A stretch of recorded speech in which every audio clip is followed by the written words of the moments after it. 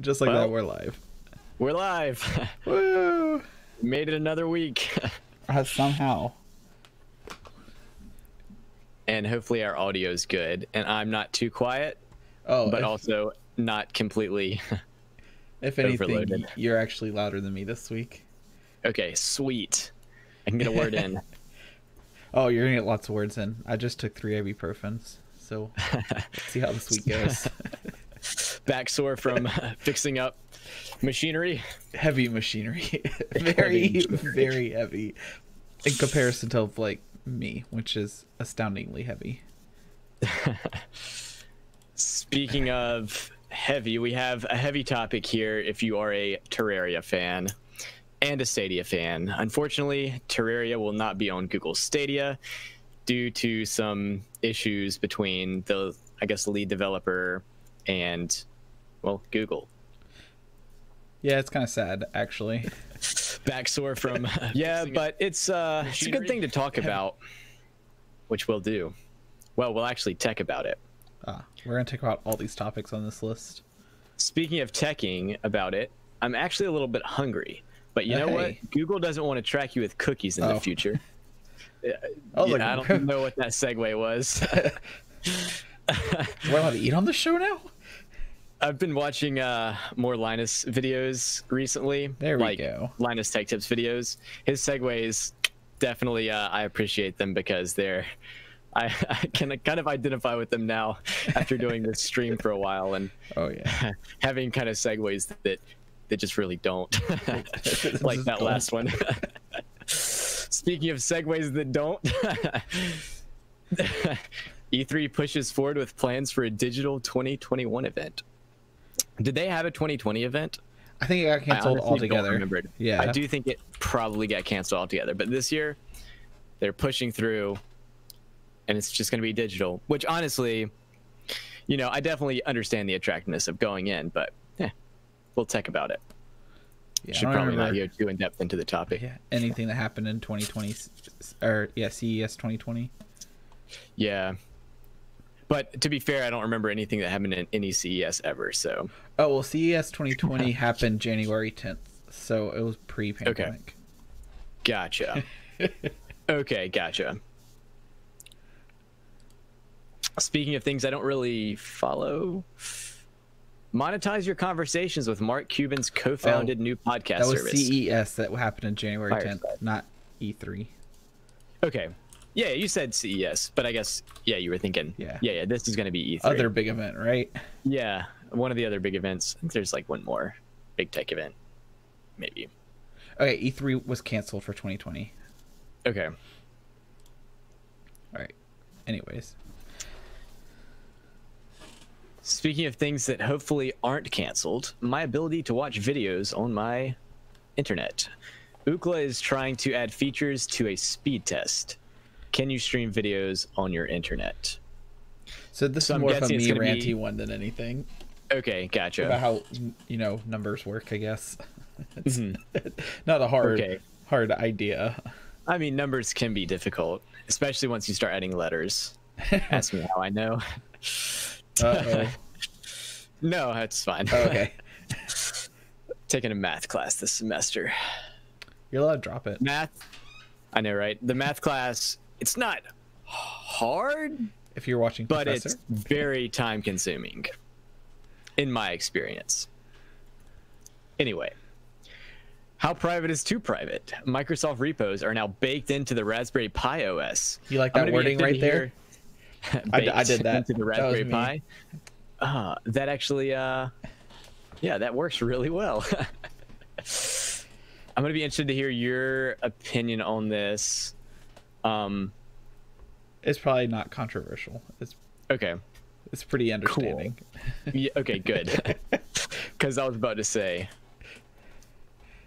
And then if we have some extra time, we've got an article about a new feature on Fitbit that I thought was pretty cool until I read more about the article. And it's still, you know, it's cool, but it's not cool. Oh, okay. I think it's cool. So I'm curious on why it doesn't work right now. Yeah, probably because you haven't read the article. Yeah, I didn't read the article. Like, the title sounds cool, but now it's obvious that yeah. I mean, the title sounds awesome, and that's why I clicked on it, and then I read it, and it's still, you know, it's still nice to have. Well, we'll talk about it. Yeah, you know what? If we have extra time, and we will. Oh, we will if we skip the Ookla article. Okay, gotcha. All right. To our first article at Ars Technica, Terraria developer cancels Google Stadia port after YouTube account ban. So I don't know if you're familiar with the game Terraria. Yes. I've never played it, but it's basically, I mean, it's like a two-dimensional side-scrolling, like crafting, building, exploring game. Kind of a lot of people Minecraft compared to Minecraft. Yeah, that's what I've heard too. But well, it was planned to go onto Google Stadia, but unfortunately this week the developer had an issue with his Google account, and his Google account was I don't remember what the actual term is, blocked or suspended or something, and so he lost access to his Gmail. He lost access to his Google Play account, which had all of his purchases. He said he had recently purchased one of the Lord of the Rings movies or series or whatever on some Google service, and then now he's lost that because his account's locked. I don't know what else it mentions. Maybe, you know, well, his YouTube account's gone, all his Google apps. Basically, all that's gone because his account was locked due to a terms of service violation. Due to a video on his YouTube or something, but YouTube or Google haven't really been clear about if he can resolve this issue or why specifically his account was locked, because apparently he hasn't uploaded any YouTube videos onto his YouTube channel in quite some time, and even when he did, it was mainly just like promos for his apps and stuff, and apparently they were giving him a runaround. He tried contacting their support, and yeah, from the looks of it, YouTube doesn't really understand what happened either.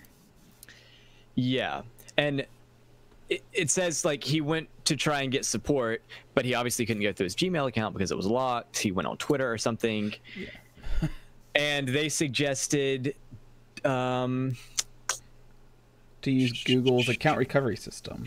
Yes, which is meant for either people who accidentally delete their own account, or like if you lost your password, they suggested he go to the you know, reset his password. But that's not the issue. The issue is that his account has been locked or suspended by Google. He didn't lose his password, and he didn't accidentally delete his account. That's tough. Yeah, so that's pretty tough, and it's understandable why he would be upset with them and taking his game off of their platform. But here is the bigger takeaway, I think, for this. Oops, I just clicked the Twitter article. But here's the bigger takeaway for this is, you know, I use Google services for a lot of stuff: YouTube, Gmail, Google Photos, Google Docs, yep, like we use for the stream notes. But, you know, it is dangerous using a free service for this, for everything, you know. And it's dangerous using one service for everything. It's convenient, but if something goes wrong and you get locked out, or your account gets stolen, or, you know, your account gets suspended, it's a pretty big deal. And plus, you know, if you have your accounts linked to your Gmail account, now you can't get now you can't reset your passwords. Yeah, because you need to verify through Gmail. It's like, it's a whole mess. So, and that's why they say have a recovery email and phone number. Good point. So I think that's the bigger takeaway, is not Google bad necessarily. I mean, maybe in this instance they in this instance it seems like it's hard to argue for Google in this instance. Yeah, it is. We'll see. Maybe they'll resolve the issue, but from, you know, so far it doesn't sound like that's and these tweets were from today, February 8th. So it could be that, you know, it maybe just be bad Monday morning kind of thing.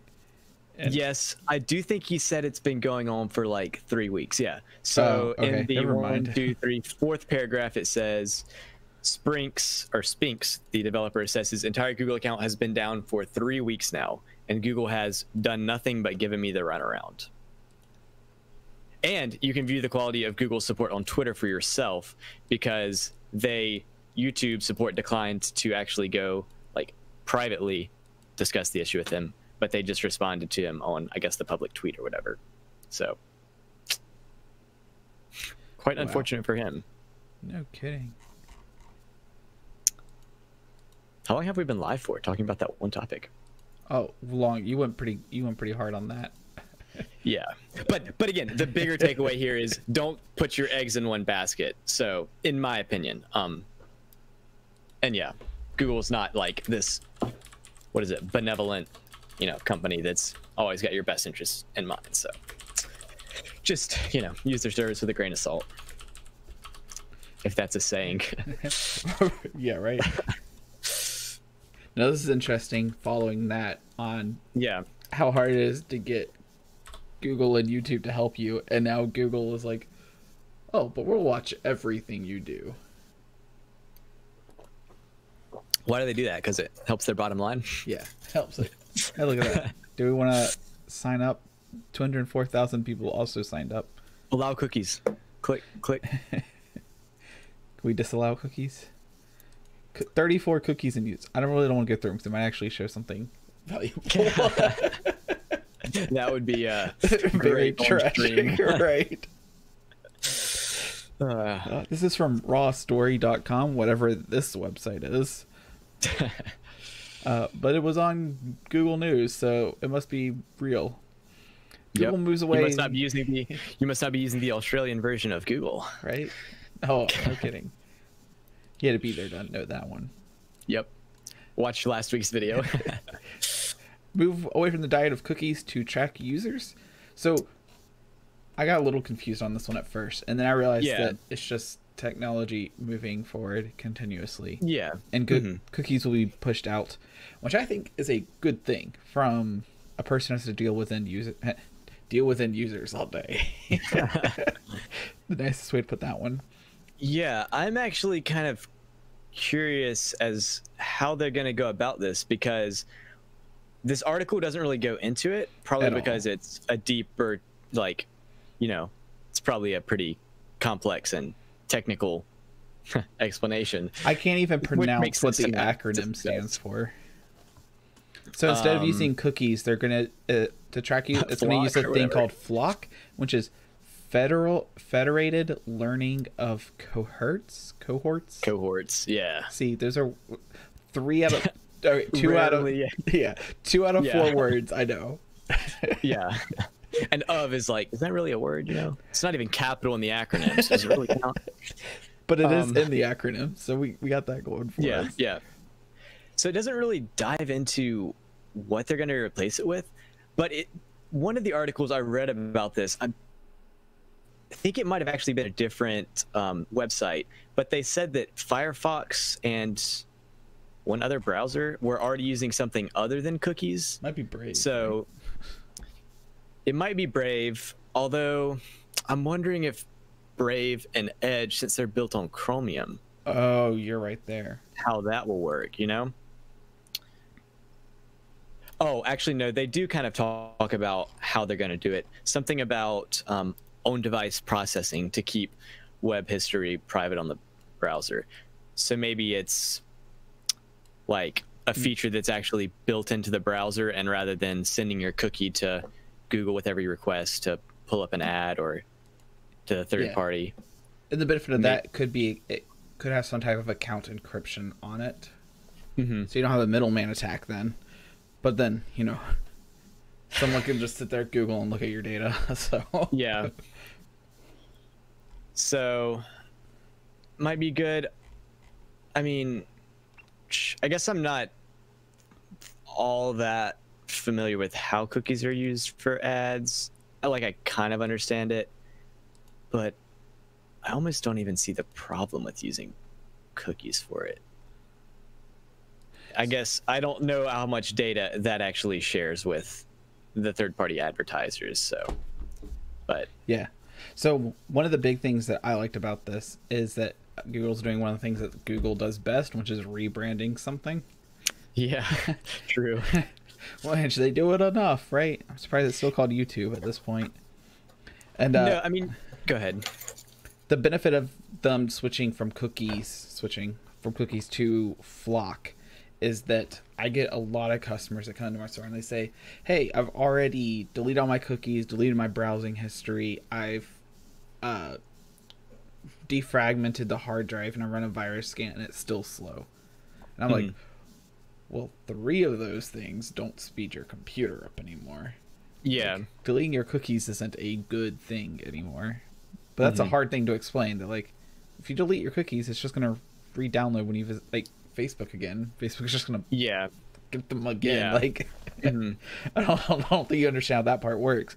And so with rebranding cookies, just to begin with, like they could have just called it cakes and called it a day. I think that would have solved a lot of problems there on my side. Yeah. But then it sounds like from this they're making it so that you're not just sending bunches of text good. And date, right? Yeah. It has to be good. I'm curious on what it's going to do to processing power. Like I can imagine it being that big of it, like that big of a notice. Not that I think you bring. Go ahead. Not that Chrome already uses 2 gigabytes per tab or anything. Like, what's another 2 more? I think you bring up a good point about the rebranding, though, because a lot of people just think cookies bad, right? Cookie monster, but bad. Really, cookies are actually really important for websites to use, especially like the actual first-party website that you're browsing, because that's how it tracks your session to see whether you're logged in, your username and password, or at least your username, and usually it's not your password, but it's like an encrypted cookie, which it contains your login and session information. And without it, you really couldn't be logged into your website. Yeah. So, cookies are not inherently bad, but if the cookies are kind of sharing your browsing history, then that's bad. So, but it seems like this isn't just a rebranding effort. Like you said, it's them actually trying to increase the privacy. So that is good. So I actually pulled up the cookies on this, and so far, like, nothing is of, great exposure, I believe. So on my screen, it's by clicking the little walkie icon, and then you hit your cookies, and then it pulls up your cookies. And so, like, one of the cookies for rawstory.com is data use consent, which I believe is that European GDP or whatever that is. And you have to like allow the use of cookies, because I had to hit that little button at the bottom. It's like that's one of the cookies, and then close policy exit, and there's another close policy. So it's just like little things that I clicked on the website to make. That might have been for the pop-up. Gotcha. Yeah. So now if I refresh the page, I bet that pop-up won't pop up again. Yeah. Looks like it. Yep, because you've already dismissed it. The cookies just make it so the website can remember that you've done stuff. Exactly. Yeah, that's exactly what it is. Yeah, remembering what you've done. Cookies not always bad, but sometimes not always bad. Sometimes delicious, though. Only if they're that would oatmeal. be a perfect segue into a Raspberry Pi. Darn. 2 years, we still can't put these in the right order. Well, you can eat cookies while attending the virtual E3 this year. You can eat cookies from your home. We are waiting on a redirect. Me too, actually. Oh, and then it didn't load. Wow, that would be really unfortunate if the website's down. Or oh. Well, videogameschronicle.com I think has failed us. Okay.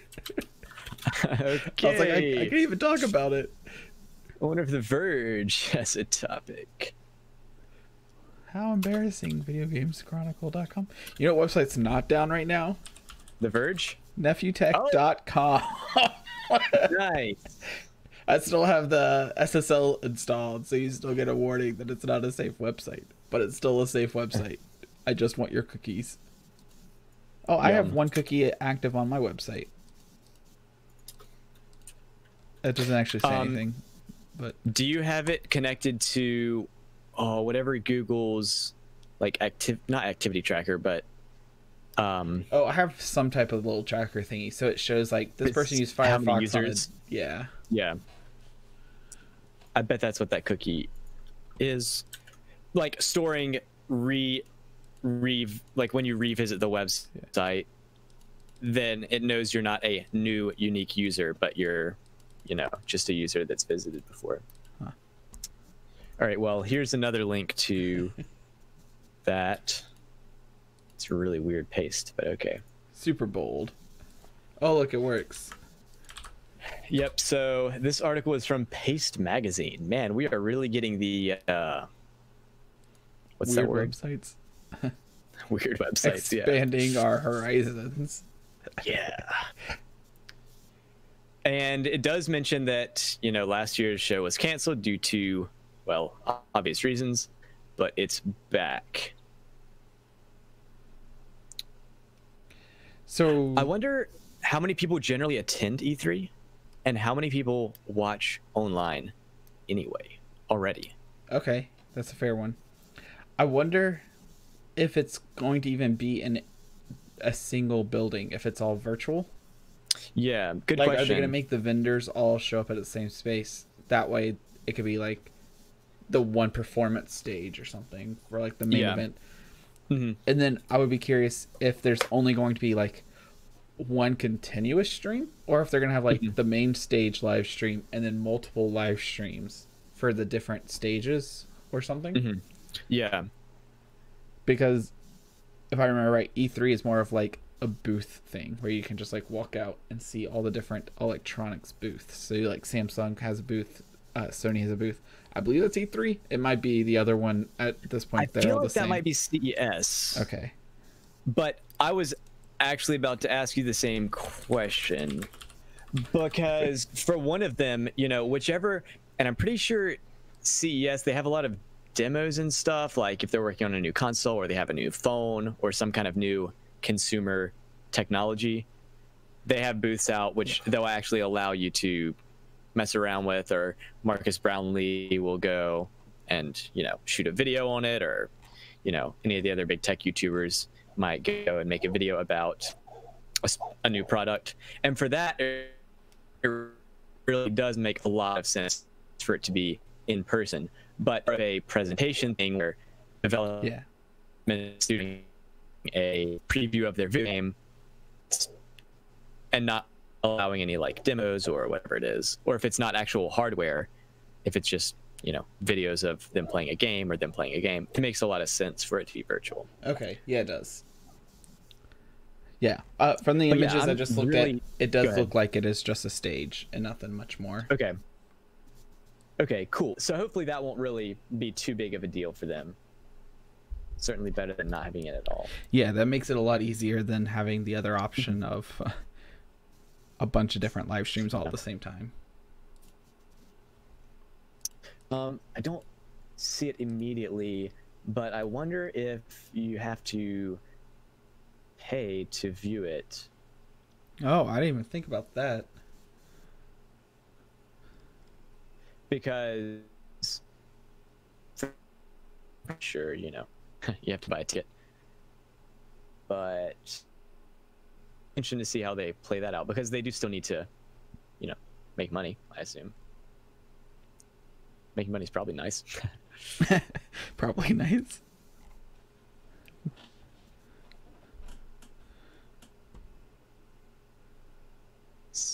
Yeah, I don't see anything about pricing. No. And also, it's scheduled to take place between June 15th through 17th. That's some helpful information.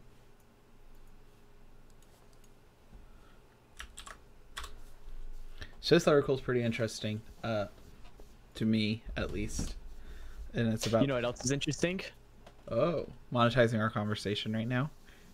Our sponsors, jmartmedia.com. And oh, you remembered! Holy crap! That's a new one, man. And https nephewtech.com and just click the, continue button. The continue button. Yeah. The ignores privacy. Always ignore the privacy. It'll get you far, I guess. Oh man. So this was a pretty odd topic. I'm actually gonna send this to another friend that we both know. Okay. Mark Cuban is co-founding a podcast app where hosts can talk to their fans live and monetize the conversation. I personally see this as a terrible idea, but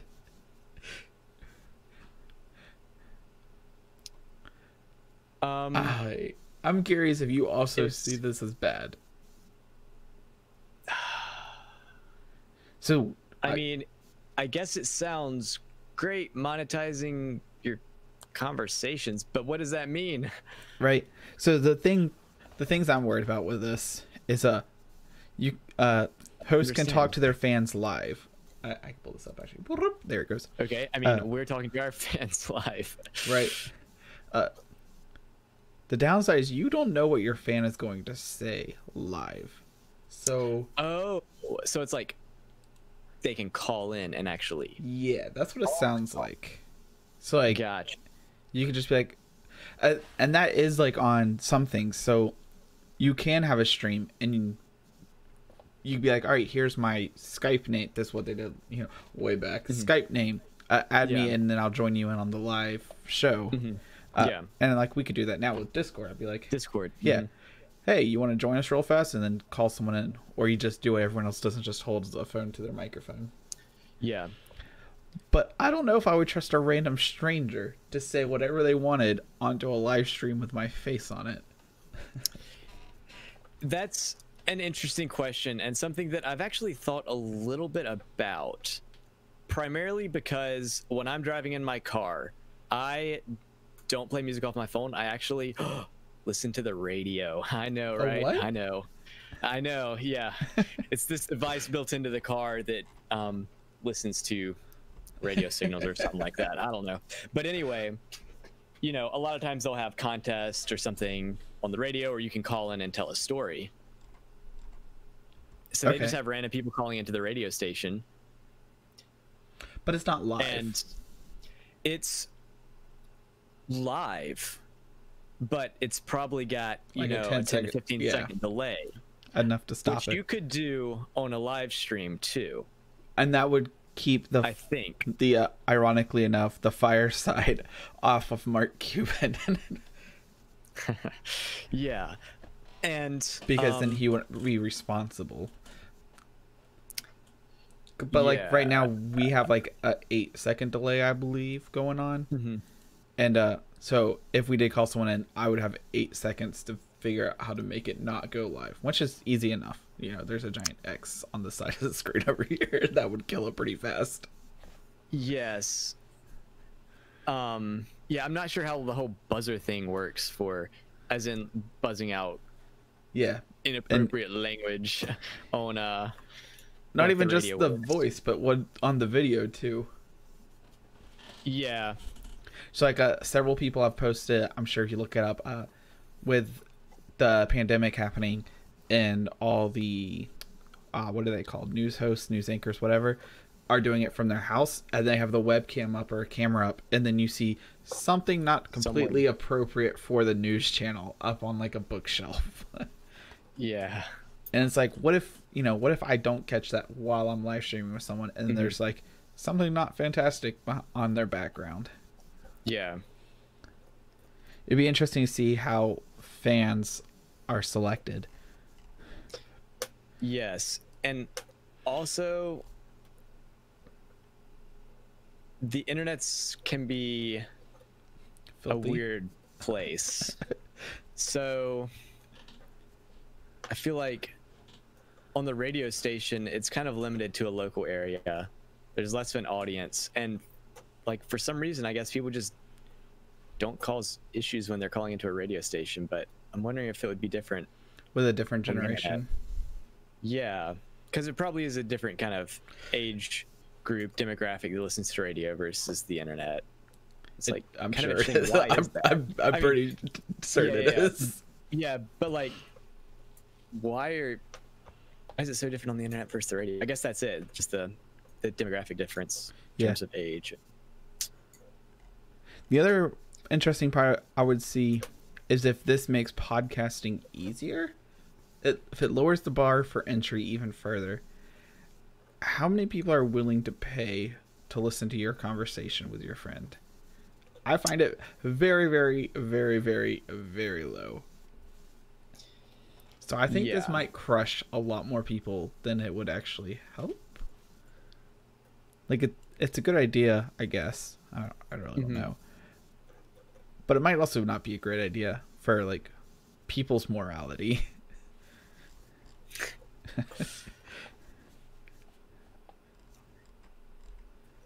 And I guess there's only one way to know. We wait and see what happens with it. Yep. Speaking of a couple of comments on here, which I wanted to bring up before, and then I just remembered, was leave it to Silicon Valley to reinvent checks notes, calling into a radio station. Really? It said that? Yep. That's second comment. But yeah, I mean, like, and someone else goes, it's radio, but on the internet. Yeah. Oh, wasn't the term internet radio a big thing about, 5 or 6 years ago when people started, I guess, having smartphones and playing music from them on their car? Then I actually talked to you about that, I think this time last week, right after stream, about radio waves, and then just doing an internet radio station instead of actual radio. Which is like, we funny did. enough. Because I was looking at different ways to branch out and expand my voice, and one of the ideas is trying to find something that's not video related, which would be radio. Yeah. So it'll be interesting to see what happens with this, and to see if people realize that their conversations aren't as exciting as they believe they are. Yeah. Now this article makes me mad, so I don't know if we should even talk about it. Okay. Well, it's for iOS only, so how bad could it be? Or is that why it's bad? No, that's not even relevant for me. Okay, this is another article from our friends at The Verge. Our friends, they don't even know us. Bring it on. True. We just have a lot of their content. Yeah, no kidding, right? Speed Test app now measures your network's ability to stream video. But why? So it's iOS only for now, of course. So from the looks of it, it just tells you if you can stream video and at what resolution. So for I can't even read what this picture is, but a phone, a large tablet, a large laptop, or large TVs. Oh, they're all large. Large phone, large tablet, large laptop, large TV. What if I have a small phone? Right? No kidding. Wait. A maximum resolution of 2160p 4K is good for video on. Okay, so this is just saying that this is probably what pops up if you have good internet and you can watch video at 4K. It says this is good for these types of video. Okay. So I totally misread that the first time. Yeah, and we're pretty techie dudes, right? Like, I would put us above average on techiness. I would really hope so. Like, I mean, it is called Let's Tech About It. And like, if we can't understand a picture immediately after reading a title, is it really that detailed of a picture? Okay, so the thing that really bothers me about this is that, one, Ookla is a terrible place to get your speed test done. Everyone does it at fast.com. And we probably can't show what's about to pop up on screen. I'm sure it won't have your IP or location. I'm almost certain it will have an IP location. Yeah. We can hide that sucker out. All right, perfect. This is where you screenshot, open Microsoft Paint, and then... Oh, gotcha. Or that works. There it goes. Oh, well, there it is anyways. Oh, well, I'll just turn my router off and back on, right? All right, so what we get is 300 megabits per second on the download, and our upload is about to be 300 also, which kind of terrible knowing that I have fiber gigabit down and up. So, you know, that's disappointing. But what would be great is them to just put a list on the side, on the top, or on the bottom that says, if you want to stream 4K video, we recommend 6 Mbps down. If you would like to do a live video, we recommend 5,000 or 5 Mbps up. And then just give people estimates. Like, an average email user uses 1.2 Mbps up or down, whatever. And give people a list that says, like, if you do this, this is how much you use. If you do this, this is how much you use. And then people can figure out for themselves, like, yeah, that's enough. Yeah. My general rule of thumb has always been that in today's current standard, the average person uses about 12 down, 2 up. Okay. But it really depends on what you do. Yep. Like if you're streaming video like we are right now, it's going to take more upload.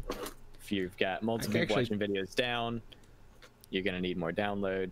It's pretty straightforward. Yeah. So right now, this very second, I am having 3.4 to 3.6 download and 10.2 to 10.4 upload.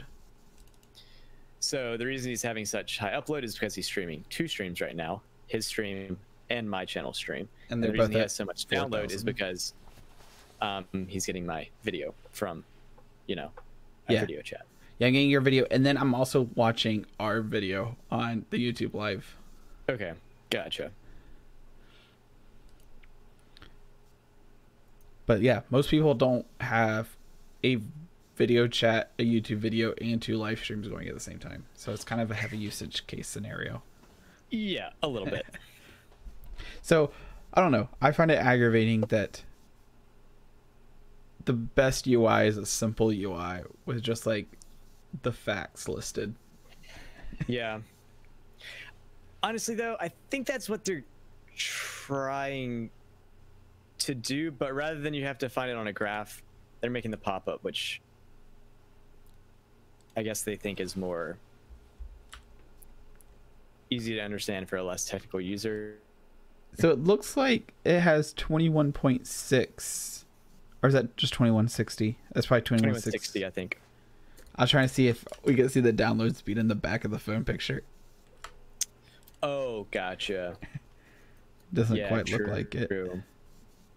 Because, I mean, these charts do exist, like you're talking about, where it says, you know, if you're streaming video, you might want to have 5 megabits per second. I'm sure there's charts out there like that. Yeah, there is. Yeah. People who are more technical can, you know, use Google and find it. But I think this is targeted more at, like, not more technical people. People who use Ookla speed tests. Yeah. Use fast.com. That's all I ask.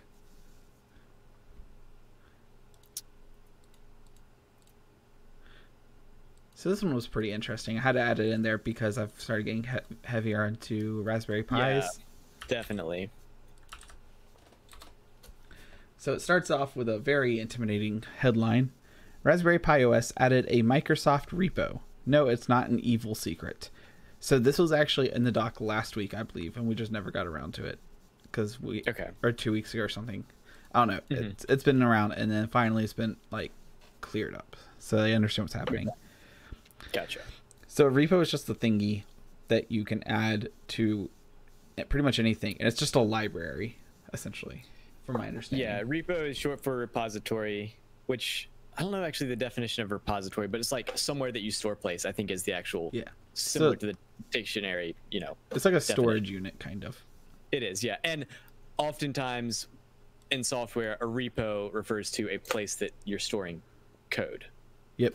Just as in, that way the developer can update the code, put on the repo, and then you can download the new code from the repo and implement it into your software.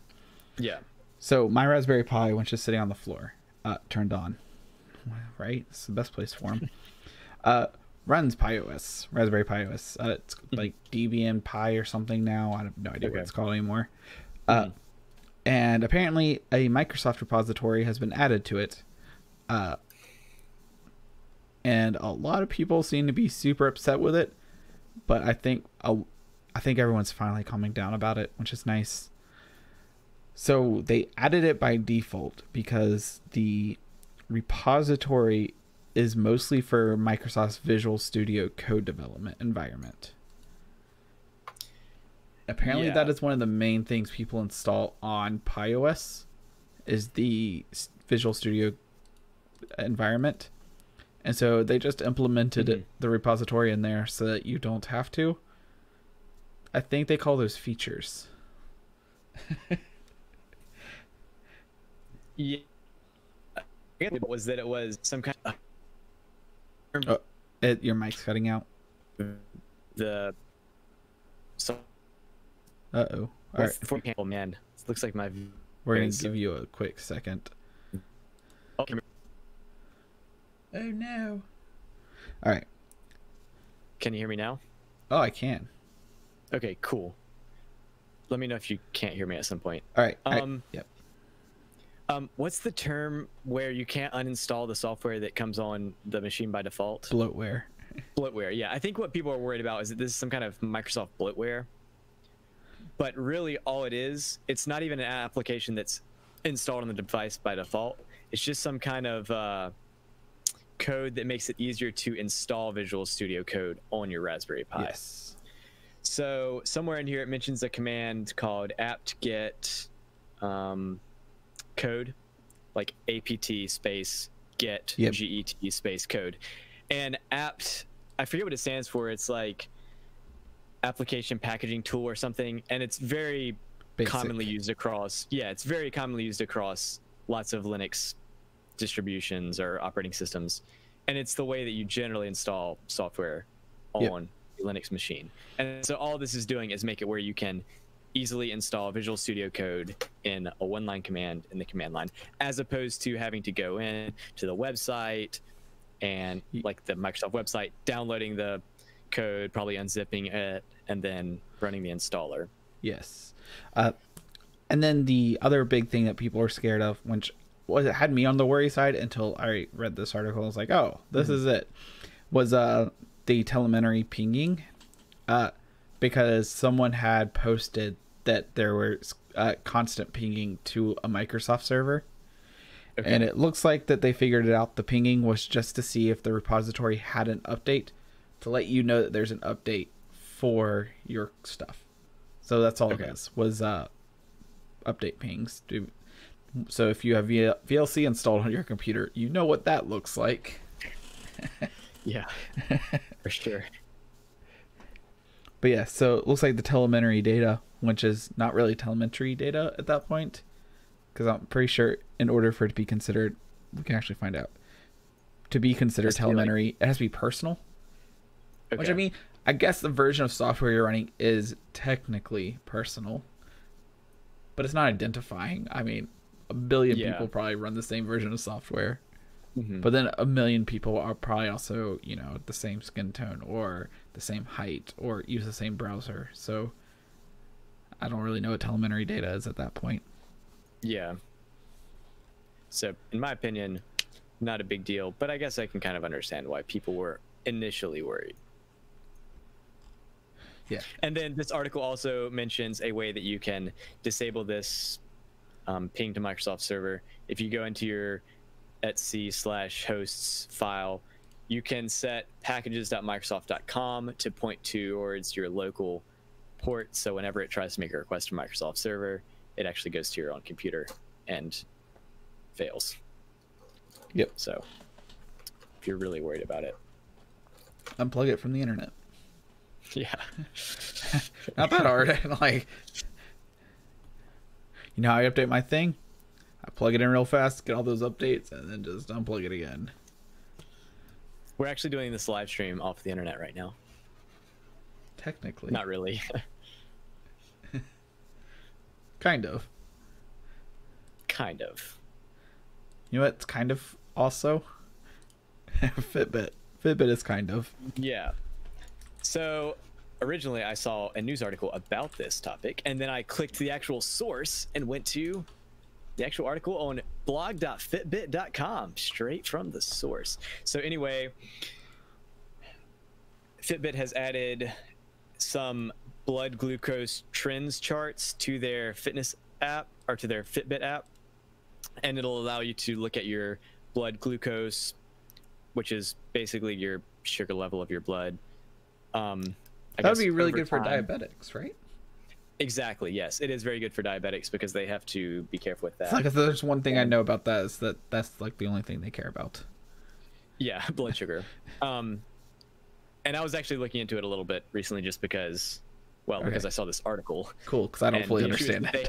Yeah, the issue is that they have too high blood sugar and something with the pancreas. Honestly, not a medical person.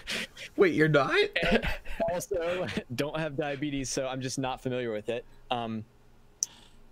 But it sounded really cool at first, and it is cool. I can see how it would be helpful to have all this information in one place in your Fitbit. It's a good revision one, I guess. But I just assumed that the Fitbit itself was able to track your blood glucose level. Yeah, like the device itself would, you know, be able to track it. And I was actually kind of curious as to how they would do that, because I wasn't really sure, like, without actually pricking you. And is it like that oxygen blood level thing that it can sense through your skin too? Like, that's what I was kind of thinking. But as it turns out, you have to you can either log it. Yeah, you can either log it in the app, and so it saves in the app, and you can view the chart on the app, which can be convenient. I can see that. Or there are certain devices that you wear all the time, and they're actually, I guess, Bluetooth compatible or something. Okay. This mentions in the how does it work section, which is like a little bit further than halfway down the page, it says, head to the Fitbit app to start logging your blood glucose levels and related symptoms to see trends in your data. So you have to log it yourself. You can also connect your One Touch Reveal app from LifeScan, other meters and apps coming soon, with your Fitbit app to automatically import your blood glucose levels. So these might be devices where you prick your finger and then you put it on a sensor, and then that device that you're putting your finger on, either via Bluetooth, sends that data to your Fitbit, or there are actually devices that you can wear kind of permanently or for extended periods of time, like a week or two, that will track and I assume connect to the device, which would be much more convenient. But I was super interested to see how the Fitbit device itself was going to be detecting your blood glucose levels, but that's not actually what's happening. Still, you know, I'm sure it's convenient, but not as, you know. Yeah. I don't. Okay, so ignoring the privacy part, because that's a whole nother topic on it. Yeah, that's kind of a given at this point. Yeah, it's. Would you be willing to have like a permanent attachment, almost like a valve or something, that monitors like all your blood levels and everything? So, and it would automatically track on your phone. So like if your heartbeat got too high, your phone would ding. It will let you know. If your sugar level is too low, your phone would ding. It will let you know. If your oxygen level is too low, your phone would ding and it'll let you know. I would say ignoring the privacy part, like it's convenient. Yeah, but I mean, if it was completely forgetting the privacy part, yeah, that would be awesome. Me personally, I probably wouldn't have that because I don't have those health issues. But if I had diabetes, then yeah, for sure. If I didn't have to worry about the privacy thing, for sure, would like to have something, you know, that would monitor. It would be more expensive, I'm sure. So if we're forgetting financially and privacy wise, it would be, yeah, really nice to have something that's always tracking your level, just for your, you know, your health. Yeah. So you can always, yeah. I would find it really interesting to see how fast, I don't know the right word here is for it, but knowledge and how everything exactly works in a human body develops if everyone was being monitored like Google does with any of their products. Because Fitbit's owned by Google, so on the idea that if all of a sudden everybody started having all of their bodily functions tracked by Google, how fast could we solve a lot of problems? Yeah. But then at the same time, is that really Google's goal, to solve our problems or to... No, but they can monetize our problems. Are you kidding me? Yeah. Because that is obviously their goal, so... No, they can find our problems and then sell our problems to people. Oh, it's gonna happen. It is gonna happen, but thankfully we're living in the 21st century, not 300 years in the future or 300 years in the past. And for that, I'm actually thankful. It's almost the perfect timing. It might be cool to, you know, go to Mars or whatever, but I think I'm perfectly happy with. It's also really nice to have electricity. Century. Yeah. I have ice downstairs. Yeah. It's a fantastic invention. Speaking of invention of ice. It's a what domesticated ice? Yeah. If that works, sure. Oh man, we actually made it to 50 minutes. We're professionals. Yeah, we're getting really good at this. Yeah. Always put 7 topics. That's the key. As we have 9 this week. Lucky number. 9? Oh no, it is 7. You did a thingy when you pasted. I did, yeah. Big mistake. Major mistake. Awesome. I shared an article from videogameschronicle.com. Is it still down.com? Yes, it is. We crashed it. All of our viewers went to it at once. Yep. Personal best. On that note, I think we're going to talk about it next week. We'll talk about it next week. Hey, I got up to 4 viewers. What? I might even have 3 viewers right now. So thanks for watching. Join us next week where we talk about other tech topics. We're going to talk about all the tech topics. Both of them.